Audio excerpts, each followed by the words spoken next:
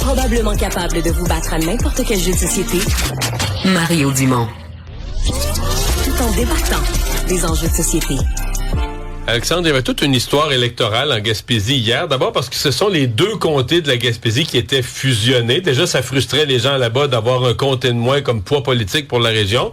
Mais tu fusionnais aussi un comté plutôt libéral, un comté plutôt bloquiste. Puis on se demandait ce que ça allait donner la somme des deux. Ouais, c'est intéressant de voir les résultats. On suivait ça avec intérêt. D'ailleurs, c'est le premier comté avec lequel on a eu certains chiffres en raison de la fermeture un peu plus tôt qu'ailleurs en raison du décalage des îles. Katia Laflamme, notre collègue journaliste, a suivi ça avec intérêt. Salut Katia. Bonjour à vous deux. Et c'est finalement Alexis Deschênes qui a remporté Gaspésie, Île-de-la-Madeleine, au détriment de l'ancienne ministre Diane Leboutillier. Et je vous dirais que on était très surpris parce que quand Alexis Deschênes est arrivé au début de la soirée électorale, on ne le sentait pas très confiant. Il nous l'a dit là, il a senti ce vent de face lui, cette vague libérale que tout le monde craignait. Les gens lui disaient sur le terrain, écoutez, oui, on est indépendantiste, mais là on veut voter pour contrer Trump, donc on va voter pour Carney. Alors ça l'a suivi tout au long de la campagne. Alors ça laisse un doute, bien entendu. Il faut dire qu'il avait de l'expérience. C'était pas sa première campagne électorale. Mais là, hier soir, écoutez, le suspense a duré pendant près de 2 heures, 22h25, avant qu'on puisse lui annoncer officiellement en direct là, qu'il venait d'être élu. Il était content. Il nous l'a dit.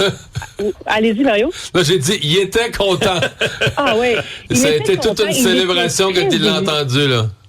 Il était très ému aussi, puis il nous l'a dit, écoutez, moi, là, j'ai perdu 2 fois, mais il dit, là, présentement, mes garçons sont là, et je leur montre qu'on peut perdre, se relever et gagner. Et il l'a mentionné, là, il dit, j'ai eu beaucoup d'appui. Il a eu toute l'équipe là, des péquistes de la région. Il dit, j'ai passé beaucoup de temps avec Pascal Bérubé pour comprendre les enjeux de la Matanie, avec Joël Arsenault aux Îles-de-la-Madeleine pour comprendre. Alors, vraiment, il s'était très impliqué. Et vous savez, Mario et Alexandre, quand on couvre des campagnes électorales comme ça, souvent, nous, on va faire ce qu'on appelle du vox pop. On va rencontrer les électeurs, comprendre un peu, voir un peu le pouls, essayer de comprendre qu'est-ce qui s'en vient. Là, pour cette circonscription-là, c'était impossible d'aller faire le tour au complet. Je suis pas à la Gaspé, je suis pas à l'île. Après moi, c'est 3 jours sur la route de faire le tour de tout le comté, incluant aller aux îles. Alors même nous, on avait parlé avec des gens en Gaspésie, à Matane, ici dans la baie des Chaleurs, mais honnêtement, on n'avait aucune idée de l'issue de ce vote. C'était vraiment, ça aurait pu aller de l'autre sens. Ce qui a fait une différence d'après moi. Vas-y. Non, vas-y, parce que j'ai une question sur ce qui aurait pu faire la différence. Là, parce que Diane Leboutillier a fait une campagne électorale probablement elle n'avait pas mis aucune pancarte électorale. C'est un choix qu'elle a fait. Une campagne très absente des médias traditionnels. Beaucoup sur les médias sociaux. Moi, j'ai fait en entrevue qu'une seule fois pendant toute cette campagne, malgré plusieurs demandes. Okay.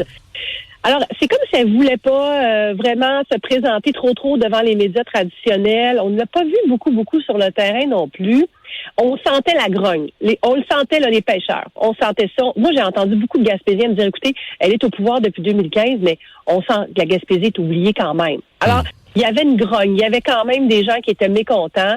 Mais de là à surmonter ce vent de face et cette vague libérale, c'est un tour de force. Là. Écoutez, le comté de la Gaspésie était plus aux mains du Bloc depuis 2011. Ouais. Alors, Katia, petite question sur Mme Leboutillier, toujours. Est-ce que ça a pu lui nuire? Parce qu'elle était ministre. Depuis longtemps, on votait pour elle, mais on votait pour une ministre.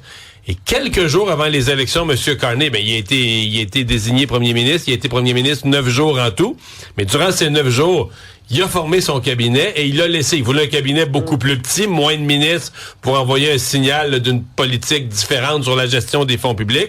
Mais un plus petit conseil des ministres, ça veut dire que Tantard, c'est Mme Boutillier, elle fait partie de ceux qui ont perdu le poste de ministre. Donc là, elle se retrouvait tout à coup à la veille des élections, simple députée. Là, les gens votaient plus pour une ministre. Définitivement, parce que les 2 dernières campagnes électorales, elle avait, mis à part en 2015, là que c'était sa première, elle avait fait beaucoup campagne en disant, écoutez, moi, je suis à la table des ministres, je suis là lorsqu'on prend des décisions. Monsieur Trudeau, j'ai une très bonne écoute, une très bonne oreille attentive de la part de Monsieur Trudeau. Donc là, on n'avait pas du tout cette information. On sentait pas du tout ça, même que quelques jours avant le début de la campagne, tout de suite après avoir été écartée du cabinet, elle a dit qu'elle faisait une conférence pour annoncer son avenir politique. Donc, on s'attendait tous à ce qu'elle nous dise, bon, mais finalement, c'est terminé pour moi. Mais non. Et voilà, donc on s'est dit, OK, donc elle veut continuer. D'ailleurs, hier, elle a annoncé là, que c'est terminé pour elle, la politique après cette défaite. Donc, c'est certain que ça a joué parce que, bon, les gens vont dire, on veut voter, l'expression Mario, on veut voter du bon bord. Et moi, Mario, je veux terminer en disant, hier, pendant la soirée électorale, tu as dit, souvent les gens viennent nous voir, nous disent, j'ai voté pour vous, mais il y en a 50 qui vous ont pas dit qu'ils ont voté pour vous.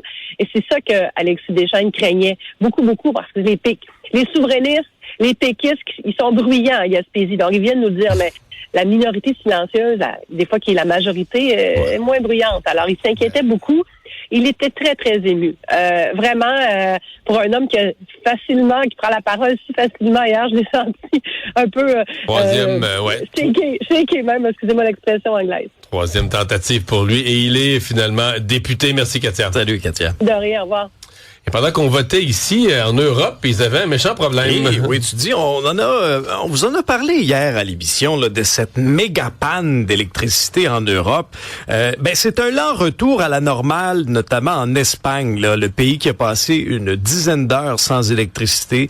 Là, les usagers du transport en commun ont dû trouver des alternatives pour retourner à la maison hier en raison de la suspension du service. Il y a des milliers de touristes qui sont restés coincés dans les gares, dans les aéroports. Il y a même des voyageurs qui ont dû dormir sur le sol là, dans l'espoir de prendre le premier départ aujourd'hui. Et selon le gestionnaire du réseau espagnol, 99% de l'électricité a été rétablie pendant la nuit. Maintenant, l'origine de cette panne géante-là, ça reste toujours inconnu ce matin. Mystérieux. Mais l'évaluation du nombre de personnes au sommet qui étaient touchées, c'est une 60aine de millions. C'est fou, hein?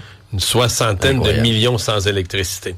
Bonne nouvelle dans le monde du cinéma, en tout cas pour au moins une salle. En fait, c'est une nouvelle qui a surpris tout le monde cette fin de semaine où on a vu sur le compte de Vincenzo Guzzo, le président du groupe Guzzo, mettre une espèce de map avec 7 cinémas Guzzo. Il y a des X rouges sur 3 cinémas et un grand cercle autour de celui de Terrebonne. Et hier, il a confirmé qu'il y aurait réouverture de ce cinéma à Terrebonne ce vendredi à midi. On sait que les cinémas Guzzo... Est-ce qu'on sait que c'en était un qui marchait plus fort que les autres, qu'il y avait beaucoup de monde, on suppose? Bonne question parce que on sait qu'il est toujours sous la protection de la loi sur la faillite d'insolvabilité et on sait qu'il devrait travailler très fort parce qu'hier, il a confirmé l'information à Sophie Durocher sur les ondes du 99.5 ici à Cube. Alors, voici l'état d'esprit dans lequel il se trouve présentement.